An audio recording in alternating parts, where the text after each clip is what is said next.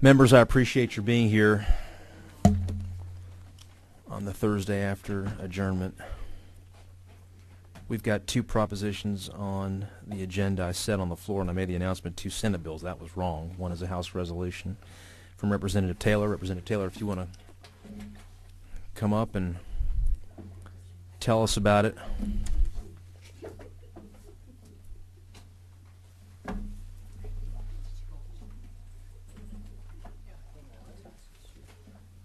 Mr. Chairman, members of the committee, today I bring before you an important urging resolution. Our farmers have many problems and issues, and one of the last thing they need to do is be dealing with something that can be corrected. And I'm talking about the H-2A program that was designed to give employers in the agriculture industry a legal means of hiring foreign-born workers to assist them in getting farm products to market.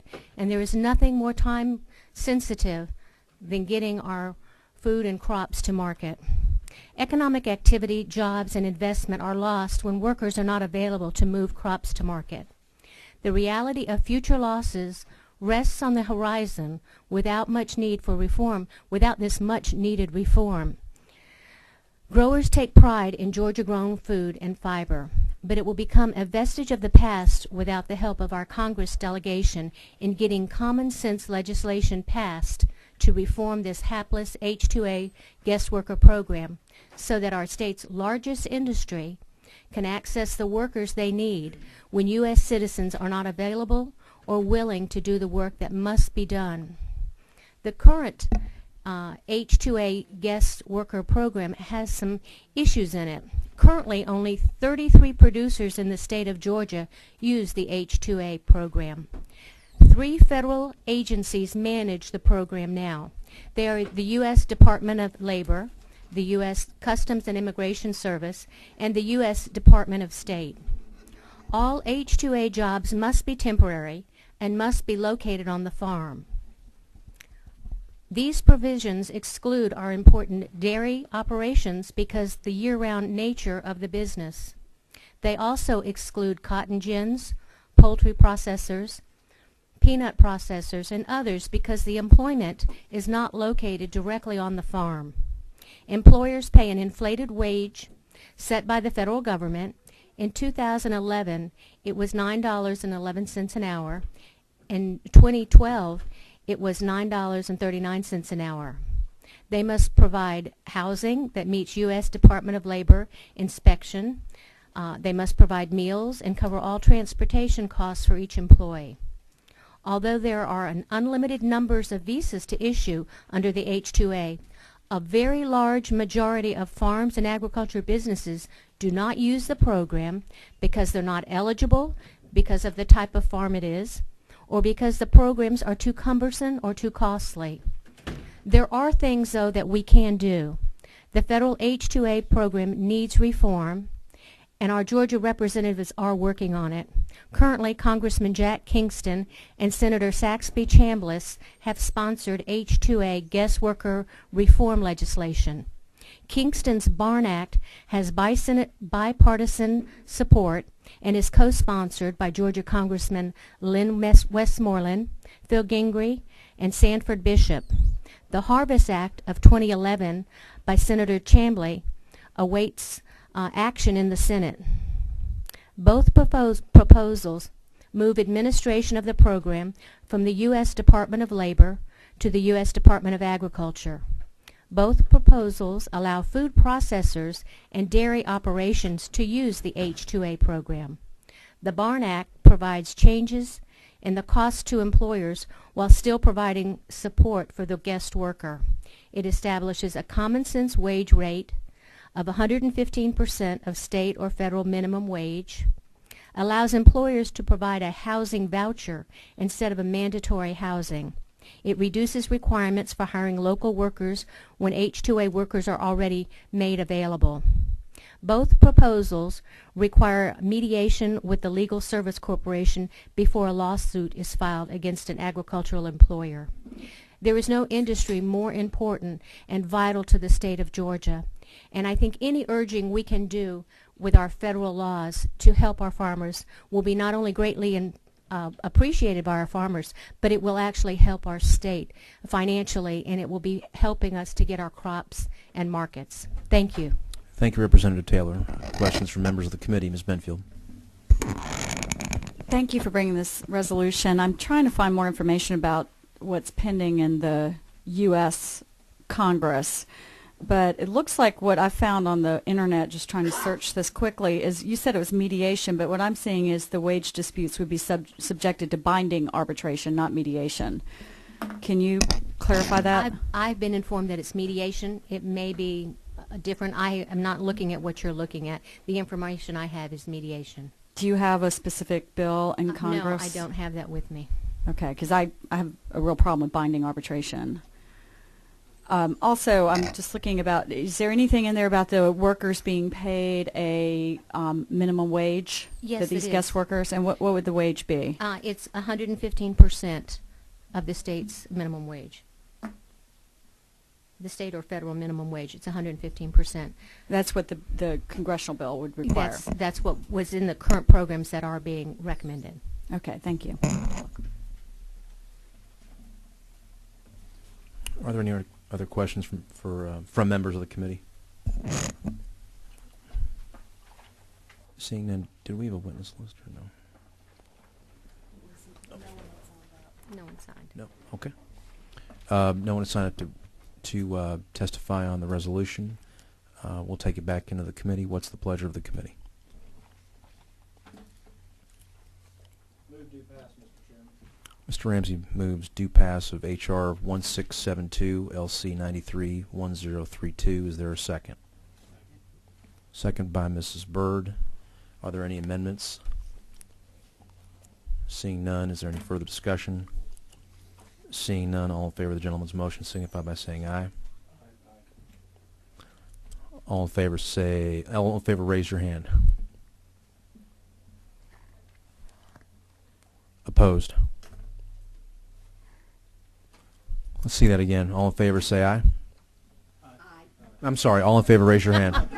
Force of habit. Sorry about that. All in favor raise your hand. Like Simon says, right? All opposed? We oppose. And I'm sorry, the motion fails. Thank you.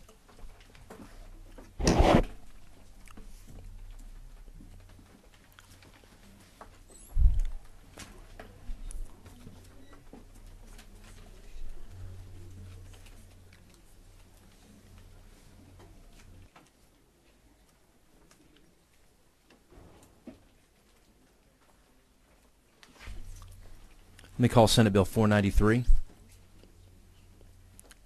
Senator, I almost said Representative Loudermilk, but I caught myself. Senator Loudermilk. I'd still be honored. Thank you. There's times I miss being over there with my friends in the House, and but it's a pleasure to be back here again. Senate Bill 493 is best explained if I kind of go through what brought me to the point of introducing this legislation, which, by the way, did receive strong bipartisan support both in committee and on the Senate floor. The opposition to it, I think, will be taken care of by an amendment that I believe Representative Setzler is going to propose, which I think will even bring more support to the bill. I found out in the last year that there are jobs available in Georgia in the security industry, meaning private investigation, executive protection, and private security. Some of these firms would like to hire some of our returning military veterans, more specifically in our National Guard. A lot of these guys have been overseas, and even if they haven't, they've received a lot of training, just in basic military training, not only on handling weapons, but the decision on when to use deadly force. And especially those who have been serving in Iraq, Afghanistan. In fact, the 3rd of the 108th right now is in Kosovo doing security. That unit will be coming back in August, and many of those guys are 18, 19, 20 years old. But the experience they have is far beyond what most people that have a Georgia firearms license has today. The problem we run into is a lot of these security companies like to hire these guys because of the experience they have, the knowledge, the discipline. But Georgia law requires that they have a Georgia firearms license to be in these jobs or to fulfill the job. but also current law says you have to be 21 years old. So I started looking at, is there a way that we can lower the age to 18, but have some type of qualification in there? Working with legislative counsel as we started off, we put training qualifications into the bill, looking to try to match what may be in the military. I believe Representative Setzler has an amendment that will further clarify. But basically what this says is if you're between 18 and 20 years old and you meet all the other qualifications to receive a Georgia firearms license and you receive a certain level of training, then you can apply. Of course, you have to meet all the other qualifications, but if you have that level of training, then you can receive a Georgia firearms license. And the training we have now is spelled out into the bill. Representative Setzler, as I said, has an amendment I've agreed to that would more specify the military service aspect. So that would allow some of these National Guard guys that are not yet 21 years old that could go into these jobs that are available. They would much rather hire these guys because of the experience and discipline that they already have. So that's the gist of the bill. And again, this is one that I just saw a need and went to Legislative Council. We've been working on how to fulfill that need. Questions? Ms. Neal. Thank you.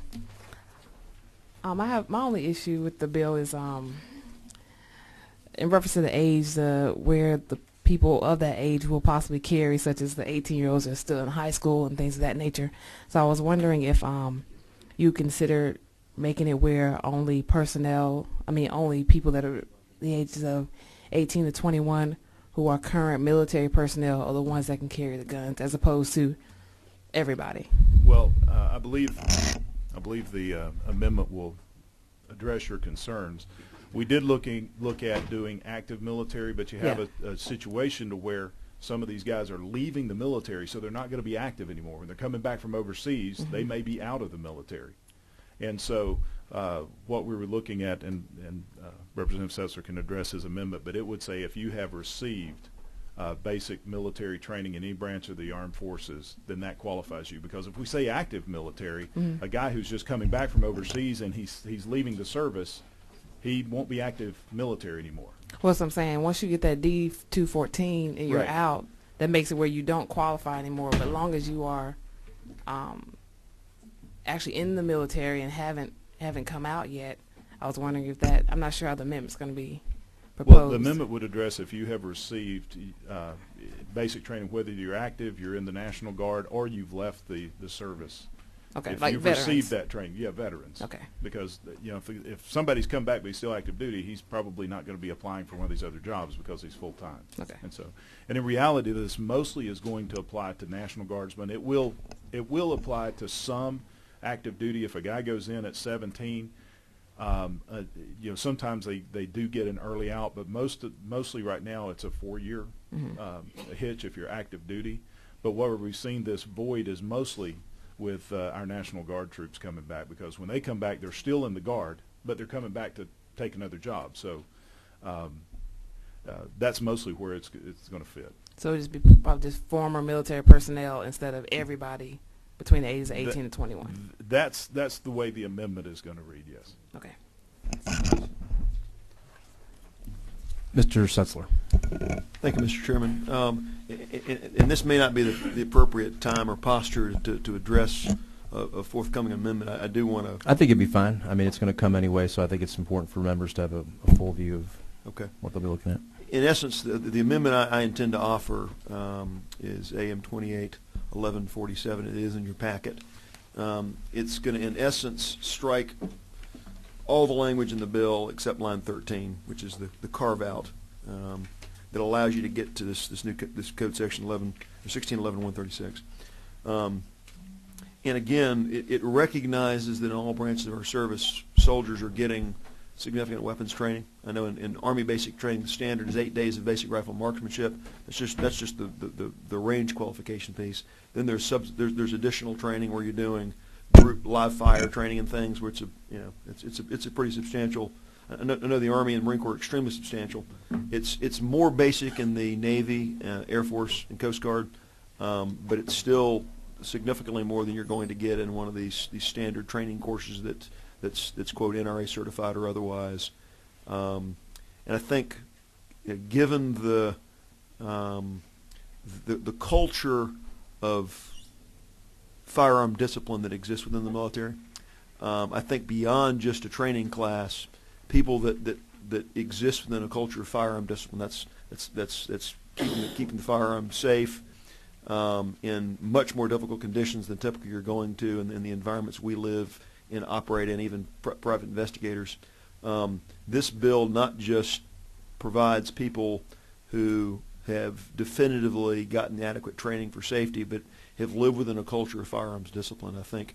And as I'd offered to Senator Loudermilk, I think this is going to provide a level of confidence, and I think we've gotten that from the governor's office, that allows his direct issue to be addressed and more broadly addresses the issue of, we have young people that are 19, 20 years old they're leading squads of 10 and 12 people in the mountains of Afghanistan. You've got 19 and 20-year-olds that are the senior Allied agent in an entire mountainside and faraway places where there are people whose lives are committed to killing them. I mean, the level of maturity you get in many of the services is unmatched.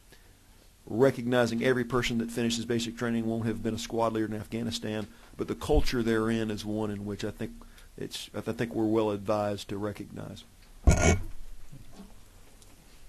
Ms. Abrams. Thank you, Mr. Chairman. To Mr. Setzler or to Senator Loudermilk, while I'm generally supportive of the intent, which is to employ veterans and to allow them, I'm supportive of the amendment, my concern goes to the questions of dishonorable discharge. Is there anything in our law that addresses the circumstances of dishonorable discharge and whether or not a person would be allowed to carry this weapon if they have somehow shown disservice to the United States? And typically, given if you couple that with age, my concern would be what would circumstances be that we would be giving a weapon to someone who has not been allowed to remain in the military because they have not shown the level of gravitas and maturity that you reference. I unfortunately have more experience in this subject matter than I wish I did. Having served as a company commander in Fort Stewart with the UCMJ responsibility for about 220 soldiers, you get a sense of what leads to a other than honorable discharge, a general discharge, dishonorable discharge. To get what you've described typically requires the commission of a felony. Okay. I mean, UCMJ structure is a little different than ours. It tracks much more along federal law. There are soldiers who were thrown out of the military for what would otherwise be a felony drug rap that they plead down to possession as opposed to distribution that get general discharges. They're not even getting dishonorables. So I think a dishonorable discharge is going to have a predicate felony behind it, which in itself would disqualify somebody from being able to carry a firearm. Thank you. So. And again, they would still have to meet all the other qualifications of anyone, regardless of age, to get a Georgia firearms license.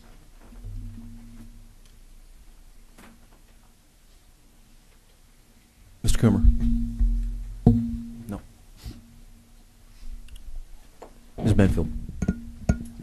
My main question was regarding dishonorable discharge. Representative Abdul Salam and I both had that question as well. And I guess that would equally apply bad conduct in court-martial. I have all those down as concerns. And I know you touched upon this, but what's the youngest age you can enter a branch of the military? 17 years old. 17.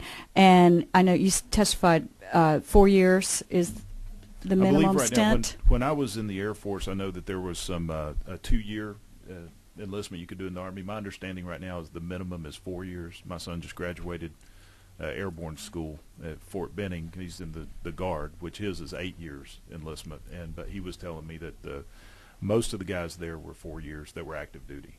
So this bill would only apply to those persons who entered the military at age 17 and did the National Guard?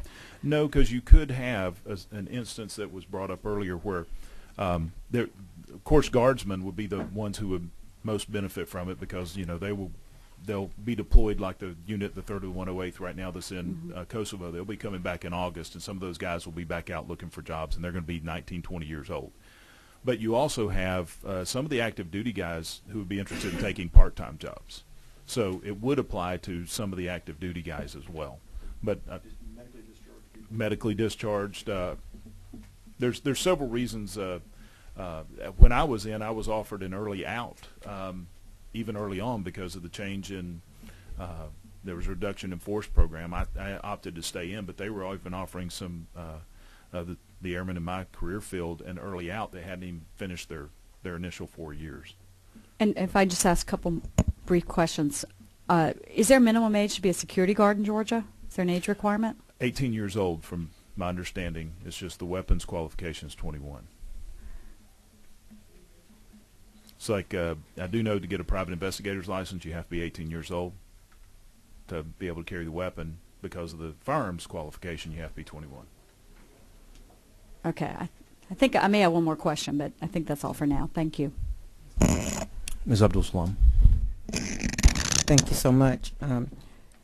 Senator Loudermilk, you've already covered the dishonorable discharge, which was a question of mine. And having spent 12 years working for Department of Air Force, DOD, and processing a lot of this paperwork, I think that my concern would be that Representative Setzler's characterization of felonies is actually not the case. A lot of times it's for domestic violence, it's for minor drug offenses, it's for insubordination, and so it doesn't necessarily have to be a felony, which is why they receive a dishonorable discharge. My other concern would be with the Iraq wars and Afghanistan.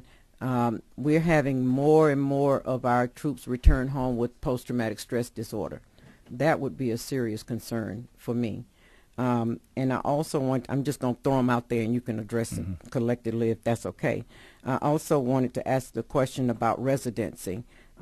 It says a resident of the state. Is there a time limit on residency? Can you come here one day and apply for the gun permit? And then as far as the military persons living within a culture of firearms training, that doesn't necessarily equal experience. A lot of times you take the training, and as you know, depending on which career field that you're in, you may never have to use a firearm. And then one final concern was with security jobs here in the state of Georgia, the majority of them don't carry weapons. Would that be something that we're looking to increase, more security carrying weapons?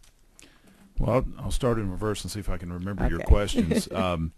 I can't answer whether the majority of the security jobs require weapons or not, but this issue was brought to me by some security companies that because they would like to hire these guys, they can get them to the job quicker. They can trust them with the weapons because they know that they've been put in a position of making immediate, instantaneous life or death decisions. They've been taught to only use deadly force when absolutely necessary. They have the discipline, the experience. So my assumption would be that since the security companies who brought this forward is that there is a need and they want these guys into those jobs and girls that that was from my military time. We refer to everybody as guys in those more critical positions.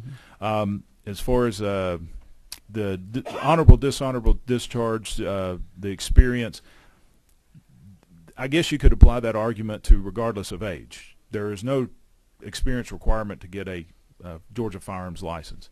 This doesn't make a difference of whether they can possess a firearm. Right now, if you're 18 years old in the state of Georgia, you can possess a firearm. This is to be able to have a concealed carry permit. Right.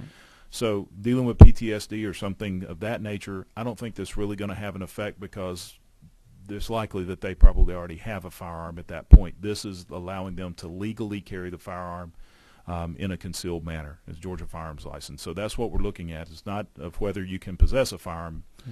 Federal law already states if you're over 18, you can possess a firearm. As far as dishonorable discharge, that's why we tied this to all the other requirements to get a Georgia firearms license. We're saying if they meet all those qualifications except age and they've received military training, then that's the only exception. And so they would have to meet all those qualifications. I know when I was in the Air Force, the Air Force was really strict on us. They had a quality force program, and most of the people I knew that were kicked out of the Air Force was because of weight. And so we did have some other issues, security, breach of security clearance and things like that. But a lot of it was either they were outsourcing their job, they lost their position, or they didn't pass the weight or physical fitness standards, which may be in the case. And I know with my son's training, some guys graduated the basic training. They had a contract for airborne or for Rangers, but they didn't pass that physical training. So they were being moved out or to another career field. So it's not, I would venture to say majority of guys that are early out even now are for administrative reasons more so than it is disciplinary. And the last question was about the length of residency. Will there be a time limit on I think that would be covered by other areas of Georgia law. We're not really addressing that here. It's just stating if you're a Georgia citizen, so whatever the requirements for citizenship in the state of Georgia. And the requirements for concealed weapons, those requirements won't change. Right. Just the age. It's just the age. With the only thing with the age is if you have, according to Representative Setzler's amendment, the military training. Okay. Thank you. Thank you. Mr. Coomer. Thank you, Mr. Chairman.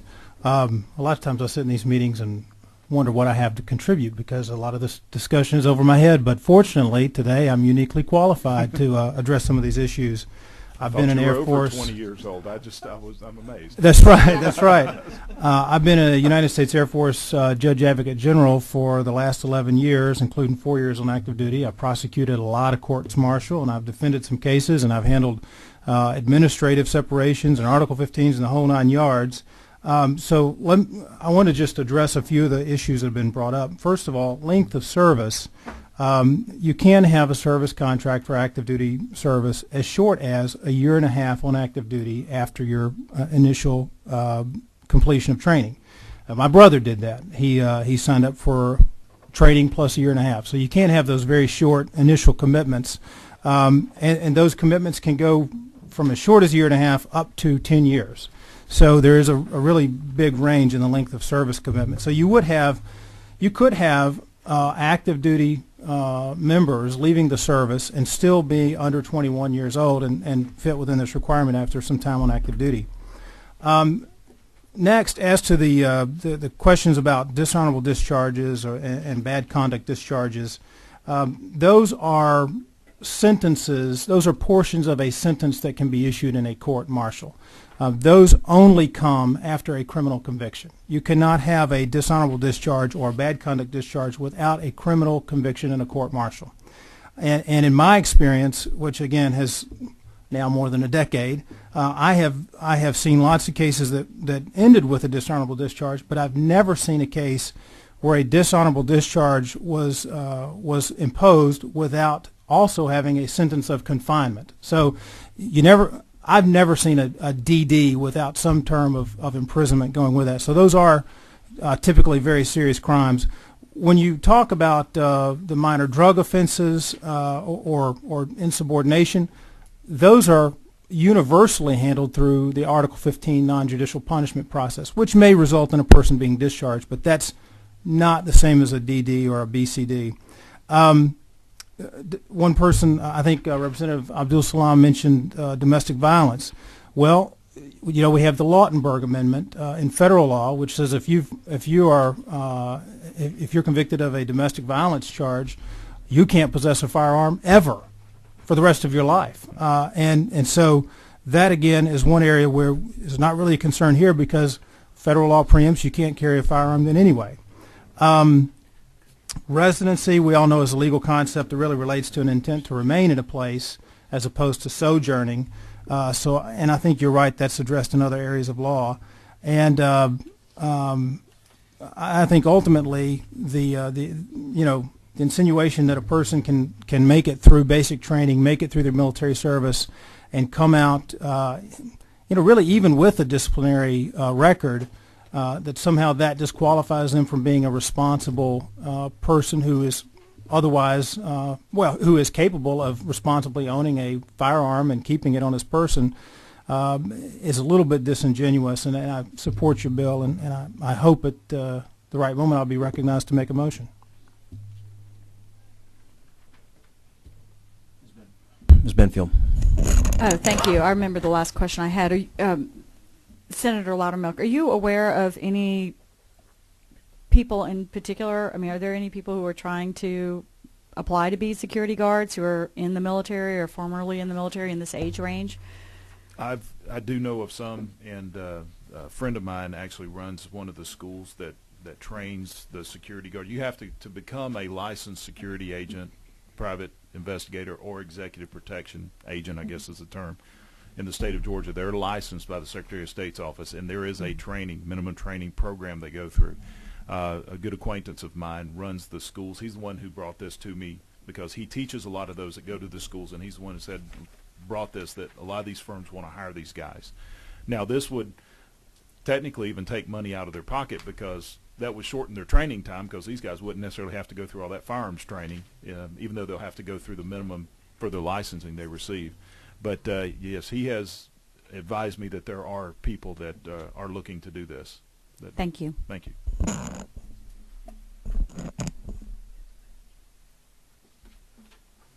Vice Chair. Thank you, Senator. I know there had been some discussions previously about the constitutional carry legislation, and how would you feel about an amendment that would add those provisions onto this bill? I haven't. I know I've been sent the copy of it. I haven't even had a chance to look at it. I don't know that much about it. I can tell you that I've received word from the governor's office that they're comfortable with this legislation, with Representative Setzler's amendment the way it is. I don't know what they would say about that. Okay. Ms. Abdul Salam. Just a follow-up on one of the observations that Representative Coomer made. Again, there's a difference between the licensed security agents, I think, that you're talking about, are private investigators, but most of the security jobs in the state of Georgia don't carry weapons. And the other thing that you would probably be surprised to know is that a lot of these security companies, I mean just plain security, hire ex-offenders as well. So I know that it speaks to military, and I don't know if that's a discriminatory distinction, but it is when you do further research. And as I said earlier today, I do staffing for ex-offenders, but the security companies are one of the biggest employers for them. So they don't require a lot of training, and they don't require a lot of experience. But you know, they also don't carry weapons. So Well, probably the a good jobs thing. we're particularly talking about here are those that are more of high profile. But can we and there's- distinguish that? Can we delineate that? Well, I don't know that we would need to, because if they don't have a requirement to carry firearms in those jobs, then those jobs are open for anyone anyhow. This would specifically apply, and again, this is just to get a concealed carry, as what used to be That's called, right. the Georgia Firearms License.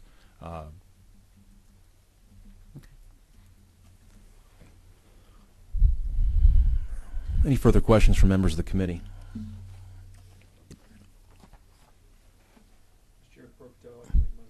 Let me just ask a question of Senator Loudermilk. I've heard the discussion. I see Mr.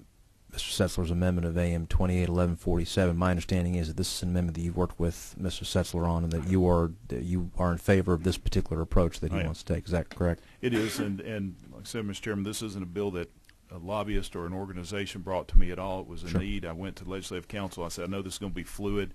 Let's get something moving, and as more minds come together, we can perfect it. And after meeting with Representative Setzler, I fully agree with this amendment. Okay. I think it brings it more closer to home of what we want to do. All right. Very well, Mr. Setzler. Mr. Chair, I'd like to make a motion, again, subject to a subsequent amendment, which I intend to offer. I'd like to make a motion due pass of Senate Bill 493. Mr. Setzler moves due pass of Senate Bill 493, SB 493 FA/FA/2, second by the Vice Chair. Are there any amendments, Mr. Setzler? I'd like to offer Amendment 281147, again, as discussed. This takes away the training piece. It would confine it to people who are in essence, members of the United States military or former members between the ages of 18 and 21. And again, pursuant to our conversations earlier, I think that puts a nice bracket on it with folks who are trusted with firearms in the due course of their existing professions or previous professions, and provides I think the substance of Senator Loudermilk's bill. Discussion on the amendment.